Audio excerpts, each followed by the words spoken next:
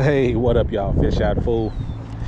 Back out here at Tri-City, aka Turtle City. And whenever y'all see me out at Tri-City, man, just know one thing. One, I didn't want to drive to go get none of them biggins. All right. Two, probably came here after work. And three, just downright lazy. You know what I'm saying? So that's what it is today. I'm just being downright lazy. It's a Sunday. I got some sushi at the house waiting on me from one of my favorite joints. Baby hooked it up. So we're just gonna toss in for a few minutes and see how many of these little bitty joints we can catch. But like I tell y'all, man, I don't know if I said it before, but I said it to a lot of people, and that is Tri-City has got way too many turtles for my liking, man. It messes all the fishing up. And I mean, it ain't got nothing to do with how I feel about animals, because I'm an animal lover. I love nature, period. You know, I'm a sportsman. But these turtles are not native, and they've overrun the park, man. It's kind of like with these geese. People tell you don't feed the geese, because if you feed the geese, they get dependent on you. Oh, there's a little one. They get dependent on you, and then they don't want to migrate, and they don't migrate. You know what I'm saying? A little bluegill over here. It's starting to perk up. Like I said, this spring has been this has been a cool spring for us. So I'm gonna give it a couple more weeks, and I think, you know, the gills and stuff, they'll be in full effect. But I did catch a big old bluegill on the other side. I think it was yesterday. Didn't catch it on camera. It was like when I first got here, I threw in and he just hit. So that was that. But that side over there is so snaggy, man. I think I tied up about, man, I know at least 5-6 times. I had to retie. And here come the geese, and they don't care. They just run right into your line. And that's why all of them's running around here with a foot cut off. Yeah, but anyway, like I'm saying, man, Tri-City's they got to do something with these turtles out here. It's not getting bad. It's bad. Like they don't do anything to really help the ecosystem either. They eat. They decimate the bluegill populations, the bass populations, and stuff like that. A little bluegill I saw that we just caught right now. I'm glad to see it, because at least I know they're out here. You know, they did their thing during the spawn. But yeah, man, these turtles are something else. And the geese being here year round, combined with the turtles being up in here. Look at this water, man. This water stays about this color all year round. And I ain't hating on Tri-City. I've caught some great fish at Tri-City. This is, you know, like I say, this is my home lake. But yeah, we got to do better, man. And I talked to the ranger about it one time. I was like, hey, can you do anything about the turtles? And she was like, well, you know, the turtles live here.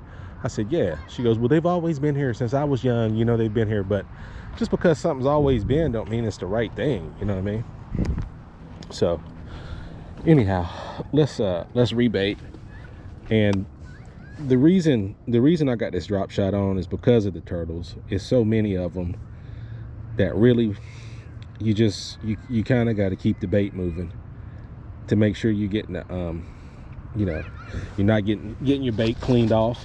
And and I'm using live bait, by the way. I'm gonna throw these crawlers. I like their action. But yeah, man, you gotta kind of keep the bait moving, because if you let it sit, man, 100% of the time a turtle's gonna come through there and smash it. It's just what it is. It's gonna happen. It's too many of them. And these turtles out at Tri-City are so smart, man. They're like dogs. They just sit and wait for you to, you know, recast. They pop their heads up when you get ready to cast it. As soon as your stuff hits the water, boom, they hit the water too. So I got this little drop shot going, and we'll keep this bait on the move and try to keep the turtles to a minimum. Let's see what we got here. All right. I think I got tangled up at the end. Let's see here. Yeah, tangled up. That's one of the reasons why I always strip it before I cast, just to make sure that bait is dropping. Because if not, you probably got probably got a snag on the end or something. You end up throwing out, and either one, throwing off your bait in your rig, or really put a knot in your line, and you don't want that at all. Not a lot of movement on that bait, just enough to keep our friends the turtles working hard. We got to keep them honest out here. I got a slip float out there too, and I'll show you guys how to tie that slip float up one of these days. Oh, just missed him.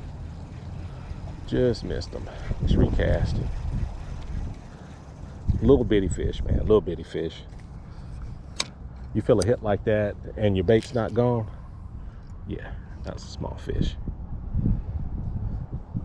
You know, let's let this spool out a little bit. See, there we go. Get that back in there. Might have got hit already.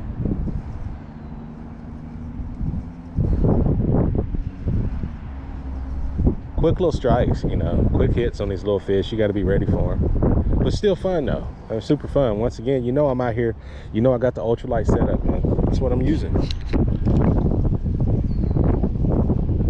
What the sport is all about. At least give a fish a chance, you know what I'm saying?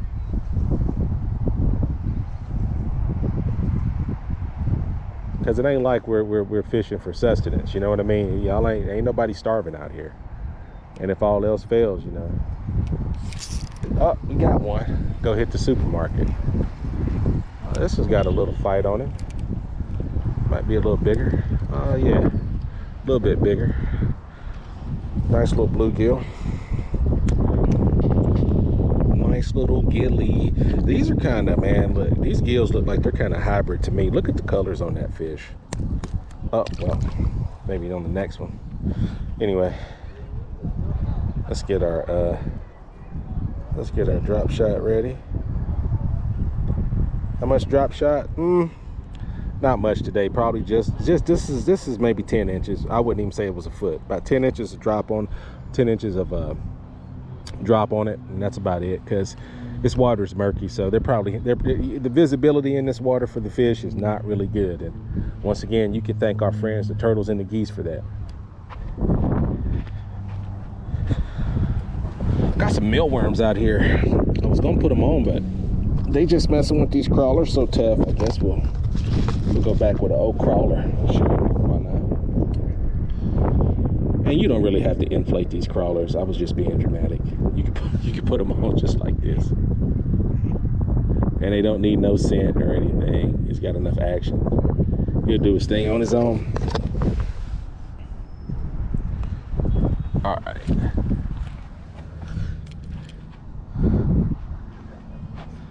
People need to clean up their trash out here.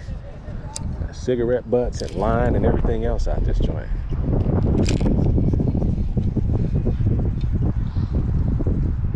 There was one dude out here today. I don't know if he works for a firm, but he had there's one right there. He had a geese in his arms today. It looked like one of them old movies, like somebody was trying to bring home the Christmas turkey and stuff, and I was like, man, what is he doing with this geese? But he was, I think him and his mom, they come out here, and all of the geese that get that line or get tangled up in it, they take them and rescue them and stuff like that. So the one he told me had a broken leg, and that's what happens when a lot of the fish line gets on them and stuff like that. And sometimes it's because of fights that they have. These geese get out here and get into some real hardcore battles, especially when it's around that rut. They call it a rut for geese? I don't know. But yeah, whenever they're breeding. And they go off too. Just like some humans. I want to fight over the good and all like that, man. Y'all better calm down, man. You ain't got no more sense than a duck.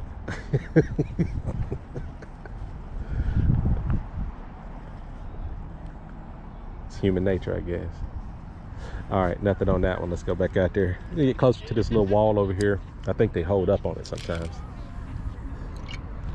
You know, any kind of structure is good, but you know what comes with structure, and that's a whole lot of snags too. So it's a give and take.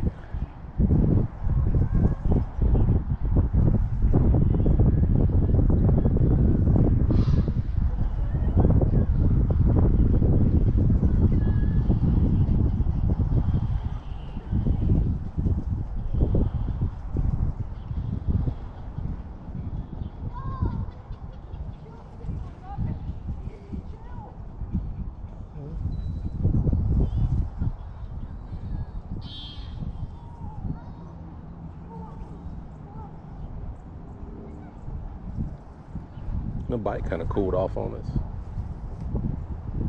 or either they're just holding in that one little pocket over there. Oh, there it is right there. As soon as I said it, oh, there we go.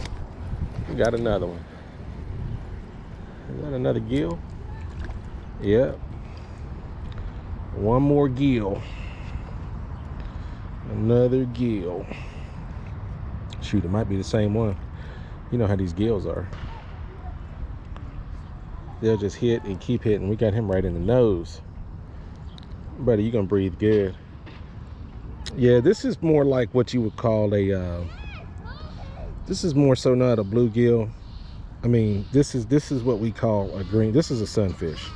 This is a green sunfish. You see the little stripes coming down on them, kind of like a bass. I almost think they're a hybrid between bluegill and the red sunfish. I do, or a green sunfish. But it's a pretty. Look at those little turquoise specks he's got in him. Pretty fish though. Just let him